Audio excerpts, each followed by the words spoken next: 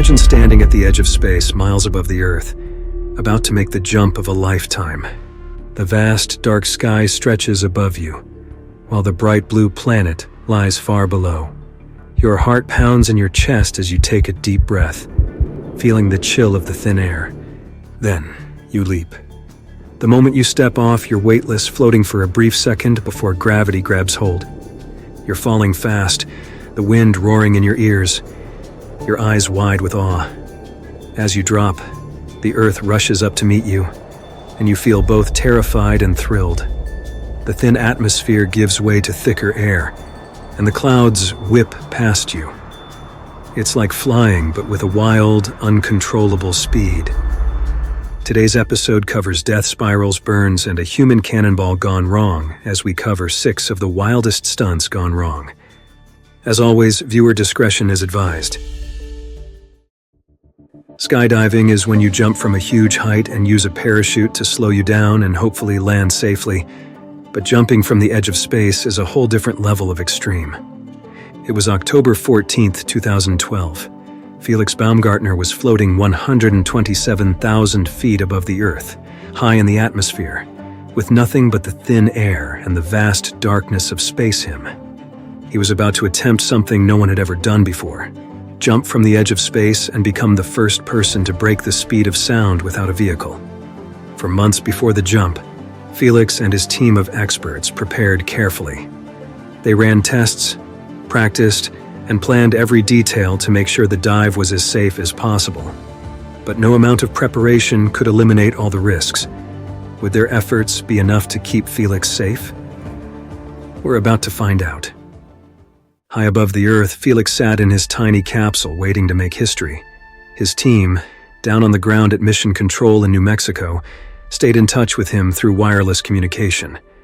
Though they weren't with him physically, their voices were his lifeline. You could almost feel the tension as Felix turned off the capsule's pressure and activated his suit's life support systems. He knew there was no turning back.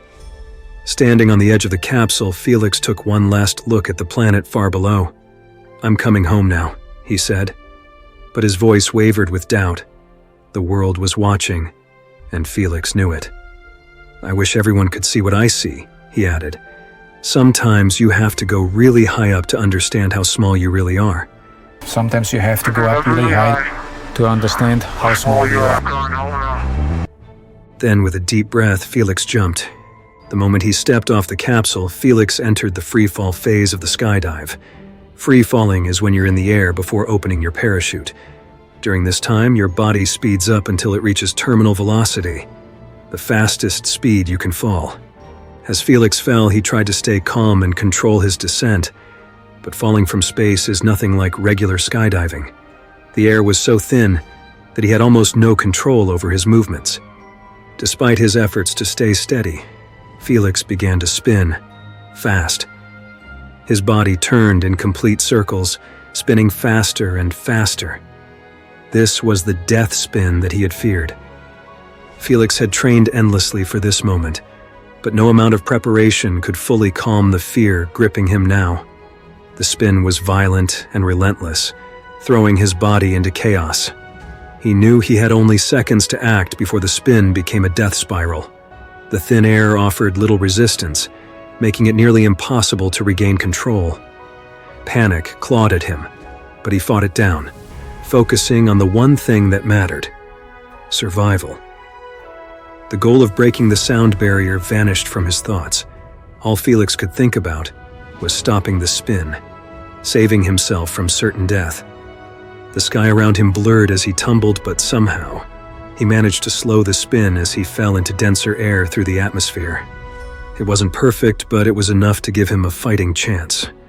Before the jump, Felix had consulted with scientists who warned him of this very danger. Some said his body would spin uncontrollably. Others believed he would be fine. Now, as he plummeted toward Earth, it was clear that both sides had been right. The fact that a lot of those scientists said prior to the jump, you're gonna spin like crazy, and the other half said, we don't think anything is gonna happen. In that moment, with the ground still far below, anything seemed possible, and not in a good way. After 1 minute and 20 seconds of sheer terror, Felix passed 62,000 feet. The air thickened slightly, the blackness of space giving way to the blue of the sky. He knew that without his pressurized suit, his blood would immediately boil, and death would come quickly. But Felix kept his mind sharp, refusing to let fear take over, even as he fought desperately for control. At 34,000 feet, his suit adjusted its pressure, a sign that he was entering safer air. Then, at 9,000 feet, his parachute finally opened, yanking him from free fall into a controlled descent.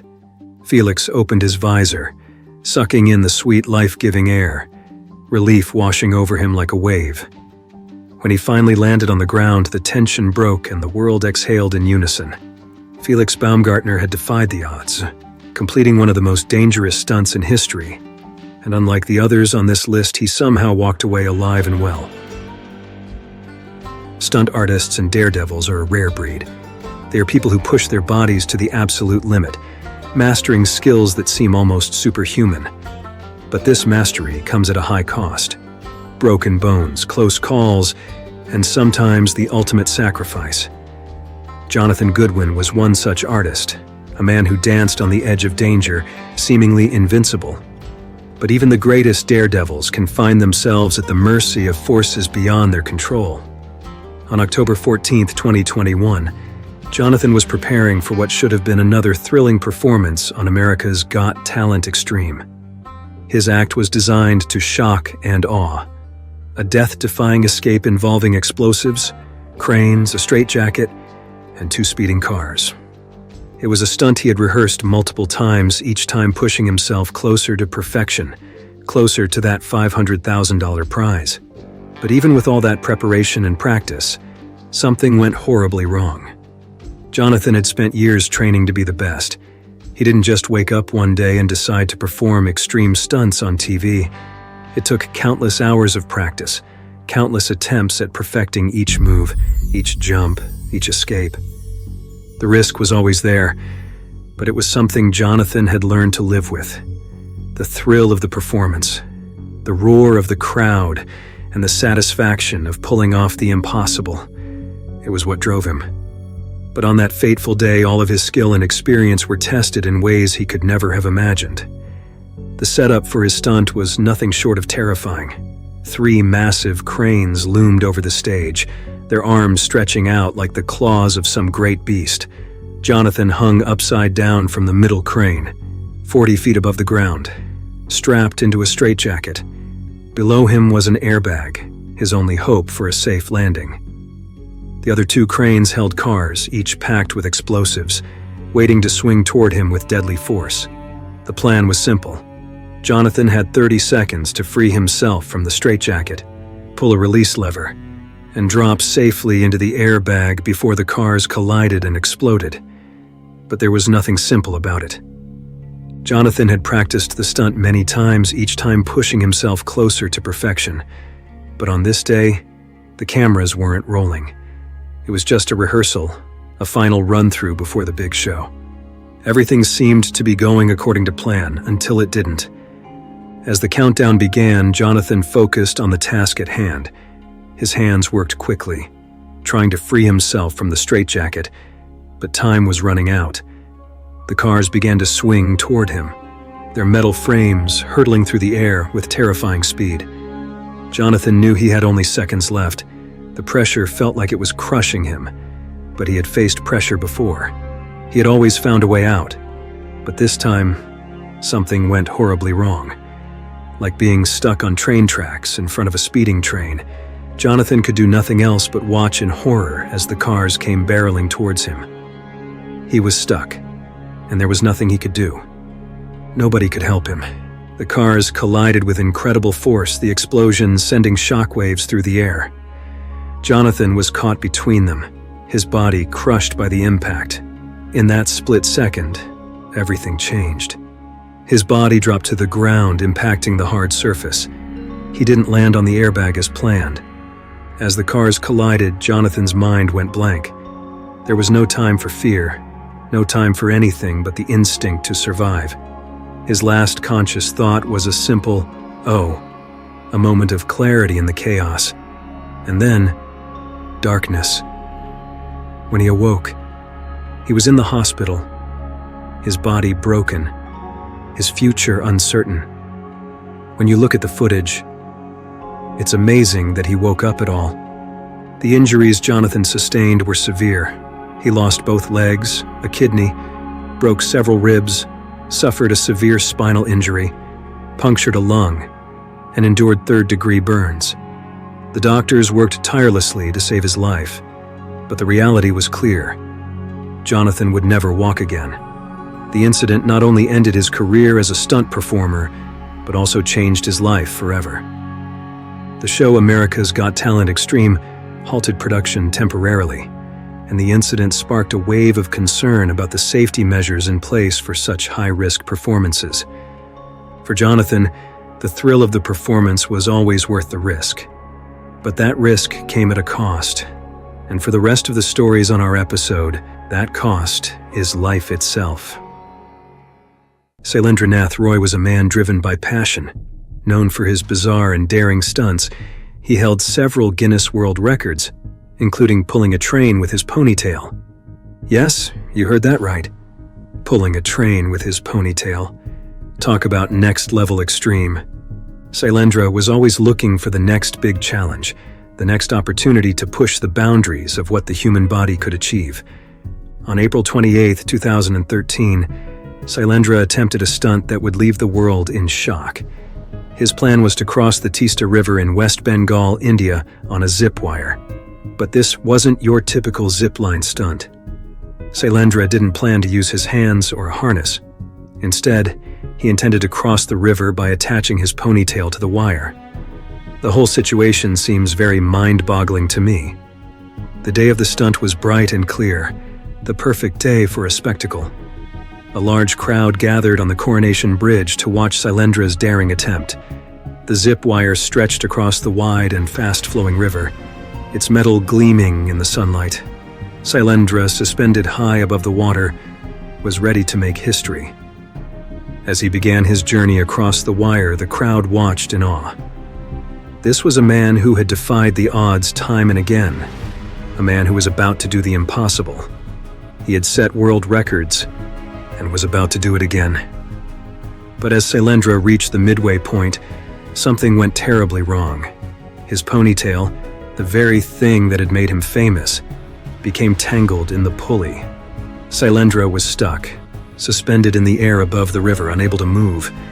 He couldn't go forward or backward, and all he could do was swing wildly and try to get loose. For nearly 30 minutes, he struggled to free himself, using every ounce of strength he had. The crowd below watched in horror as Sailendra's struggle grew more desperate. But as the minutes ticked by, it became clear that he was in serious trouble. Although Sailendra wore a life jacket, there were no doctors or emergency services at the scene. I'm not really clear on why that was. That seems like a stupid decision when any kind of stunt is being done and there's no emergency personnel. The situation grew increasingly worse as Sailendra's body began to give out under the strain. Then, in a tragic turn of events, Sailendra suffered a massive heart attack as he was hanging on the pulley. Despite the efforts of onlookers who rushed to help, there was little they could do. Sailendra lost consciousness, his body limp as he hung from the wire. By the time he was brought down and taken to the hospital, it was too late. Salindrath Roy was dead. According to a close friend, Sailendra's wife had begged him to stop performing such dangerous stunts. She knew the risks, the dangers that lurked behind each performance. But Sailendra was determined to go through with it. He promised her that crossing the Teesta River would be his last stunt. Maybe he should have listened. The authorities looked into what happened. They discovered that the stunt had been poorly planned, with little thought given to what might go wrong. There were no safety measures in place, no backup plan if things went awry. In the end, Sailendra's passion for his craft had cost him his life. Pavel Kashin was a legend in the world of free running. For those unfamiliar, Free running is a sport that involves moving through environments by jumping, rolling, and flipping over obstacles. It's a thrilling sport, but it's also incredibly dangerous, especially when performed without safety gear. Pavel was known for his incredible skill, fearless attitude, and love of performing acrobatic moves at dizzying heights. In July 2013, Pavel set out to perform a stunt that would showcase his talent and daring spirit. The location was a 16-story building in St. Petersburg, Russia. His plan was simple, but dangerous. Perform a backflip on the edge of the building's rooftop. It was a stunt that made even the most seasoned free runners nervous. But for Pavel, it was just another challenge, another opportunity to push himself to the edge. Literally. I don't know if you've ever tried a backflip on a trampoline, but I think that's hard enough without imagining doing it on the concrete ledge of a building. As Pavel prepared for the backflip, a friend stood nearby, recording the moment on video. The rooftop offered a breathtaking view of the city below, a view that would make most people think twice about attempting such a dangerous stunt. But Pavel was no ordinary person. He was driven by a desire to test his limits, to see just how far he could push himself. With no safety equipment in place, Pavel knew that any mistake would be fatal. The rooftop was calm, the air still, as Pavel took a deep breath and focused on the task at hand. He had performed a huge number of backflips before, each one more perfect than the last. But this backflip was different. This backflip was on the edge of a 16-story building, with nothing but concrete waiting below. Pavel threw his body into the backflip with the precision and grace that had earned him respect in the free running community. For a moment, it seemed like everything was going to be fine, until it wasn't. As Pavel landed, his foot slipped. It was a small mistake, a tiny misstep, but it was enough to seal his fate. The momentum of the flip carried him over the edge of the building, and in an instant, Pavel was falling. The world seemed to slow down as his body plummeted 16 stories to the ground below. Despite his skill and experience, there was nothing he could do to save himself. The impact was fatal, and Pavel Kashin, one of the most talented free runners in the world, was dead. As we continue to go from bad to work, let's talk about wing walking. Wing walking is the act of moving along the wings of an aircraft during flight, typically performed on biplanes.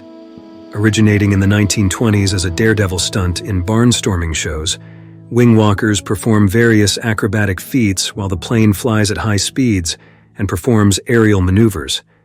The stunt requires immense physical strength, balance, and fearlessness, as performers are exposed to strong winds, high altitudes, and the constant risk of falling. Wing walking remains a popular attraction at air shows, though modern performances often include safety harnesses. Todd Green was a wing walker. Wing walking is obviously one of the most dangerous stunts in aviation. For Todd, it was a way of life, a career built on thrills and daring feats. But like all extreme sports, wing walking comes with its risks, and for Todd, those risks would prove to be fatal. It was August of 2011, and Todd was scheduled to perform at the Selfridge Air National Guard Base in Michigan. The air show was a major event, drawing large crowds eager to see the death-defying stunts performed by skilled pilots and wing walkers like Todd. For this particular stunt, Todd planned to transfer from a moving airplane to a helicopter in mid-air, a feat that required perfect timing and flawless execution. The day of the show was perfect. Clear skies, calm winds, the kind of day that makes flying seem almost easy. As Todd climbed out of the cockpit and onto the wing of the airplane, the crowd watched in awe. This was a man who had dedicated his life to mastering one of the most dangerous stunts in aviation, and they were about to witness his latest performance.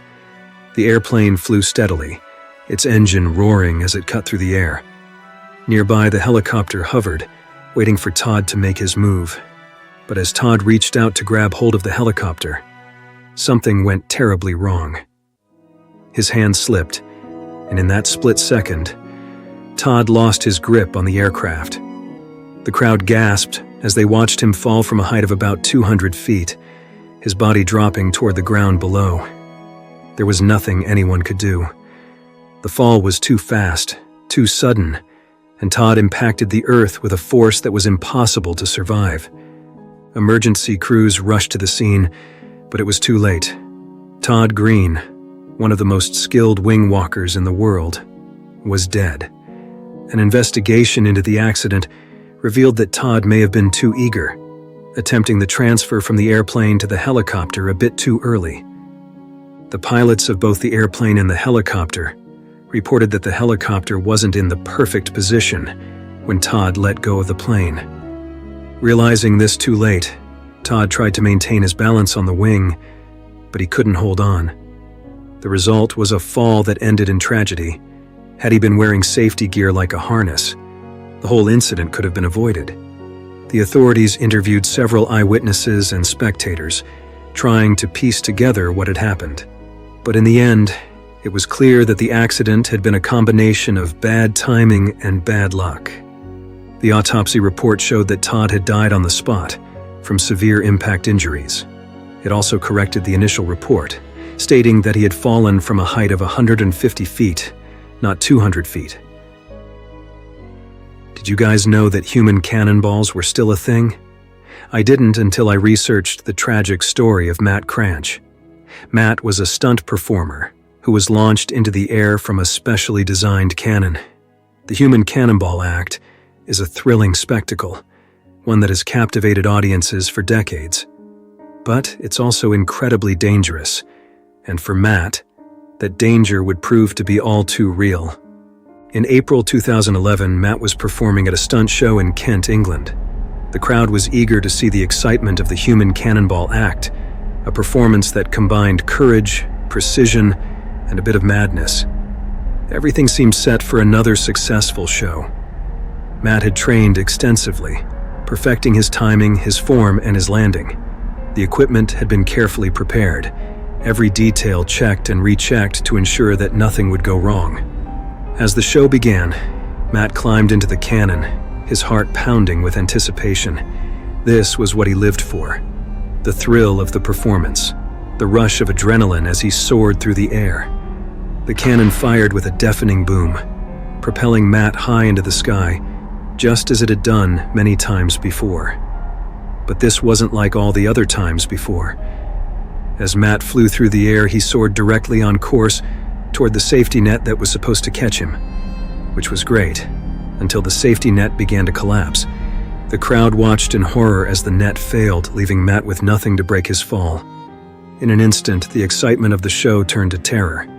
Gravity pulled Matt to the ground with devastating force, his body crumpling upon impact.